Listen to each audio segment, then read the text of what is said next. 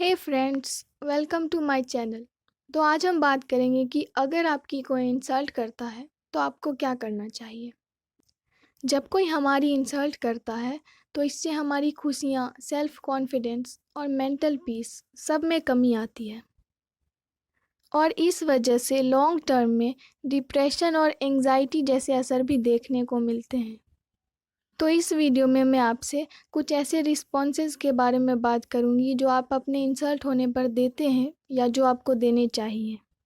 मुझे यकीन है कि इस वीडियो को लास्ट तक देखने के बाद आप खुद ही समझ जाएंगे कि आपको कब, किसे, क्या प्रतिक्रिया देनी है। तो चलिए वीडियो स्टार्ट करते हैं। एंगर, हमारे गुस्से हो जाने की वजह ये होती है कि या तो हमने इंसल्ट और इंसल्टर को बहुत ज़्यादा सीरियसली लिया है या उस बात में कहीं ना कहीं सच्चाई छुपी हुई है। हमारा ऐसे करने से लोगों को खुशी मिलती है और वो और ज़्यादा हमारा मजाक बनाते हैं। एक्सेप्ट कर लेना, जब कोई हमारी इंसल्ट करता है तो हमें देखना चाहिए कि वो कौन है, ऐसा क्यों कह रहा है और क्या उस बात में ज़रा सी भी सच्चाई है। अगर है तो वो हमारी इंसल्ट नहीं कर रहा होता है बल्कि हमारी मदद कर रहे होते हैं। ऐसा ज़्यादातर हमारे पेरेंट्स, टीचर और क्लोज़ फ्रेंड्स करते हैं। ऐसा वो हमें नुकसान पहुंचाने के लिए नहीं बल्कि हमें इम्प्रूव करने के लिए करते हैं और ऐसे में हमें अपने आप को सुधारने की ज़रूरत होती है। पर अगर वो बात सही नहीं है तो हमें ऑफेंडेड होने की तो कोई ज़रूरत ही नहीं है, क्योंकि हम किसी कुत्ते के भौंकने पे तो ऑफेंडेड नहीं होते। रिटर्निंग द इंसल्ट, हम में से ज़्यादातर लोग यही करते हैं।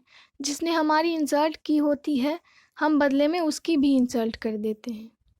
पर ऐसे में हमें बहुत सारी चीज़ों का ध्यान रखना पड़ता है, जैसे आपकी बात ज़्यादा क्लेवर और सिचुएशन के हिसाब से फिट हो और सही समय पर बोली जानी चाहिए।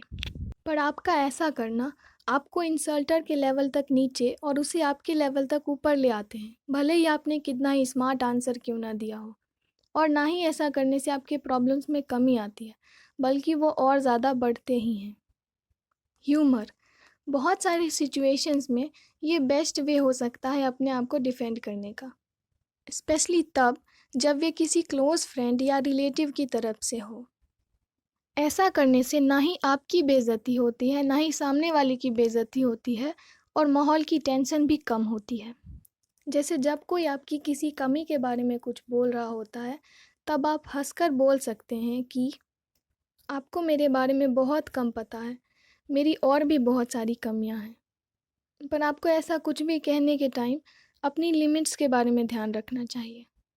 इग्नोर कर देना, ह्यूमरस वे में जवाब देने के लिए भी आपको बहुत सारी चीज़ों का ध्यान रखना पड़ता है, पर चीज़ों को इग्नोर कर देना बहुत ही ईजी और पावरफुल भी है।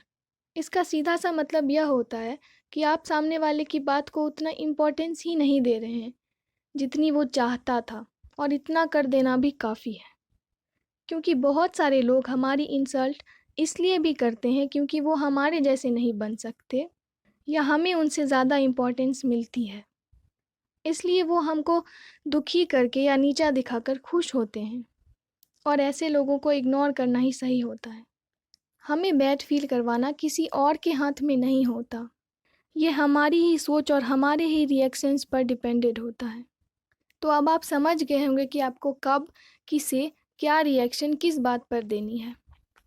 तो जाने से पहले इस वीडियो को लाइक करिए, अपने फैमिली और फ्रेंड्स के साथ शेयर करिए, हमारे चैनल को सब्सक्राइब करिए।